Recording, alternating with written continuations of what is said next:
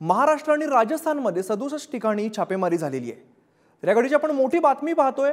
दोन राज्यांमध्ये सीबीआय कडून छापेमारी झालेली आहे। 67 ठिकाणी ही छापेमारी झाल्याची बातमी समोर येते। महाराष्ट्र आणि राजस्थानमध्ये 67 ठिकाणी ही छापेमारी करण्यात आलेली आहे।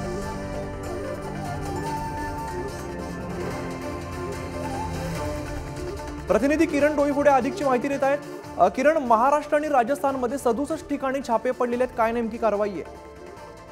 बँकेतील 820 कोटी रुपयाचा IMPL घोटाळ्या प्रकरणी सीबीआयने राजस्थान आणि महाराष्ट्रात अशा 7 शहरांमध्ये 37 ठिकाणी छापेमारी केली।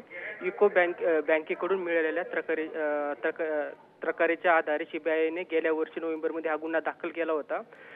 10 ते 13 नोव्हेंबर दरम्यान युको बँकेच्या 41,000 खातेदारांच्या खात्यात अचानक 820 कोटी रुपये जमा झाल्याचा आरोप आहे। त्या संदर्भात सीबीआयने छापेमारी केलेली आहे। नक्कीच, धन्यवाद किरण या सगळ्या माहितीसाठी।